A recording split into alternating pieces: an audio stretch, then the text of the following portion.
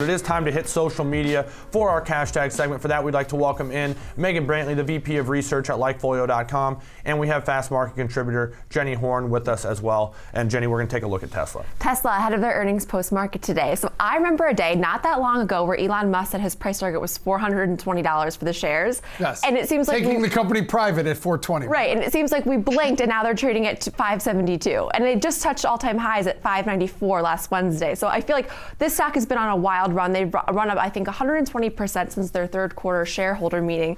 And this is a name we keep saying, like, when will it end? But it hasn't yet. It's been truly wild, the price activity we've seen, even as of the last month and a half. So of course, from an investor standpoint, the Tesla bulls are very, very happy about this run up. But also something I noticed on Twitter this morning is that if you are a Tesla owner, an actual consumer of Tesla, you really love the stock as well, because it seems like they've figured out kind of the right formula here to make their customers happy, get everything back on track. We used to hear about these crashes a lot. That's kind of diminished. So I really want to jump into our first tweet, which says, today marks 7 months with my Model X. No servicing issues, no paint job issues, no refund issues, no mechanical issues, no autopilot issues.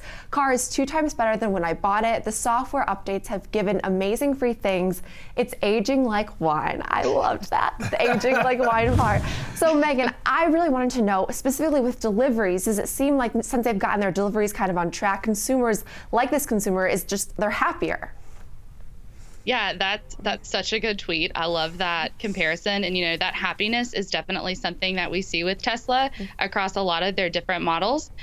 Whenever we look at delivery specifically, a lot of the times we come on the show and we talk about their purchase intent. So consumer demand, people talking about wanting to buy a Tesla, whether it's, the Model X, the Model 3, the new Cybertruck. But we really wanted to dive into, okay, are people actually receiving these vehicles? Because that's a lot at what investors are looking at. Can Tesla deliver these to consumers when they order them, and can they meet this demand? And we see definitely a ramp up at the end of quarter 4. I think that they announced they reached a major delivery milestone earlier in January, closing out that quarter, and so that kind of confirms this uptick that you see and this continuation into the current quarter for making sure that consumers receive the vehicles that they order. Megan, my initial reaction to Tesla and looking at all the metrics on Tesla is they don't know. No one knows. The range on earnings is from 80 cents to $257 a share. That's the range of earnings expectations. I mean, it's about $1 billion range, 6.5 to 7.5 in terms of revenue, but no one knows. No one knows what this company is going to do, and that's why the numbers are all bigger. But here's my question to you. Do you guys see volatility in social media on this name? Because the stock's all over the board. The expectations for earnings are all over the board. Are your monitoring of social media all over the board? All of our metrics are pretty much in the same trajectory, and that's going up. Whenever you look at consumer demand, we see an increase in purchase intent from this last quarter that they're about to report, up about 64% year over year. When we look at buzz, just people talking about Tesla in general, whether they're talking about any of the products that they have, we see the same rate, up 65% year over year, and it's pretty well sustained. If you look at just mentions of people talking about Tesla, it's been bolstered really in this last quarter a lot by the new Cybertruck release. We see a lot of hype and a lot of excitement around that. So I think that from a consumer perspective, this is still a really popular brand. This is in very high demand. Now, whether Tesla can execute in a profitable way, that's a different question. Yeah, so Megan, do you see, I know your tweets only track, of course, English-speaking tweets, but since there's such a big imprint right now in their international markets, do you think that could have any negative impact on Tesla in this earnings report? Because, of course, the Shanghai factory has been a huge headline for Tesla, and now their German factory. Yeah, I mean, the international market, that could definitely be a pain point for them, especially if that's starting to impact any of their, any international demand. But from our data, when we look at the U.S. consumer and English speakers, you can see that the buzz is sustaining levels, all-time high levels. It's not tapering off, and I think that's important because Tesla a couple years ago, this was like a viral name that people were just discovering this. This was such a brand new concept. And the fact that they're able to sustain these levels of mentions even as they become more the norm. For example, I drove behind 2 Teslas on my way into work today, and I just happened to notice them because I knew we were going to be talking about Tesla today. But I think that they're becoming more normal. So the fact that they're able to maintain these levels of popularity is really important for them moving forward. Megan, I think Elon Musk is going to be closer to Thomas Edison and further away from John DeLorean in terms of his mark and history, but that was just so lame. No, that was good. But anyway, here's the thing. Are you seeing anything come up in your social data about China?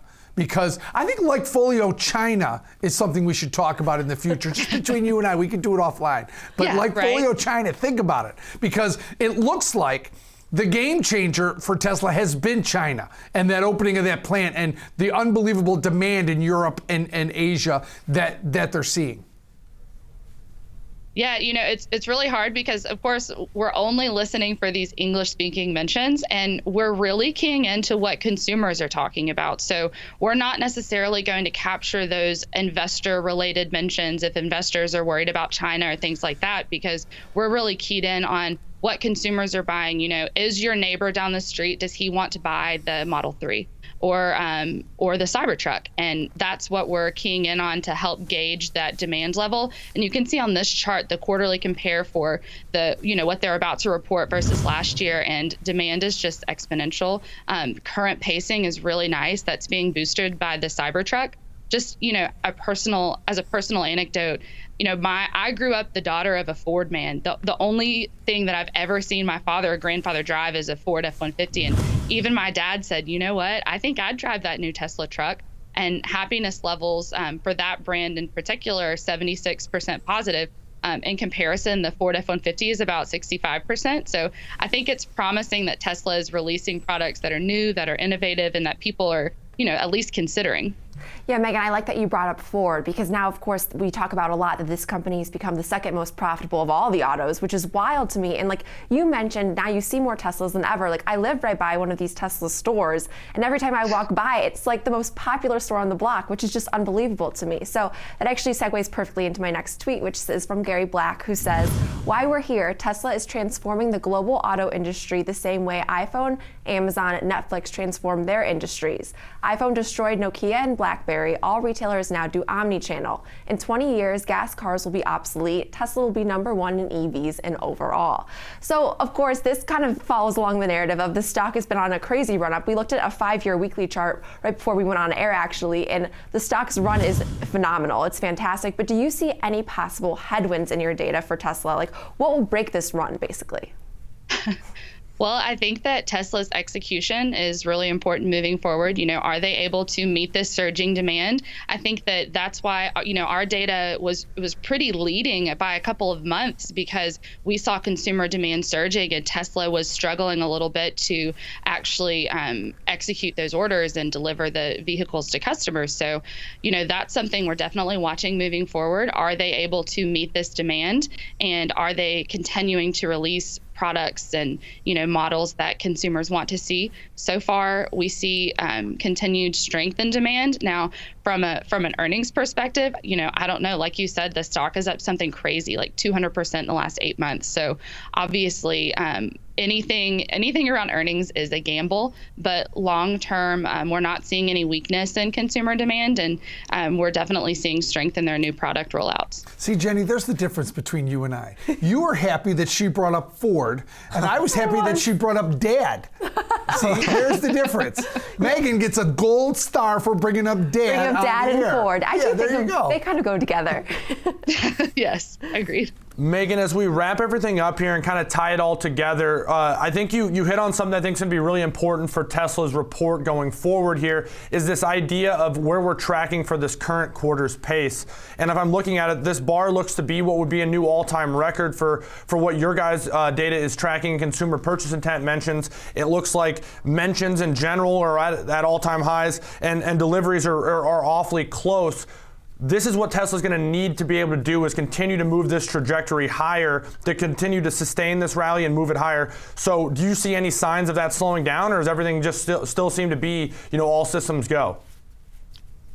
So far the new release, the Cybertruck, is really driving that increase in demand. So I think that, that's what you see in that shaded bar, the current quarter that we're in. In the previous quarter, the most popular brand, the Model 3 by far from a model perspective that we're tracking. And, it's nice to see that delivery ramp up for sure. This is such a popular name. The stock is also so high though. So, from an earnings perspective, all of our signals look positive from a buzz and a consumer demand level. However, the stock and the market seems to know this. So this is a gamble, but from a long-term view, so far we think that the trajectory looks really positive for the company.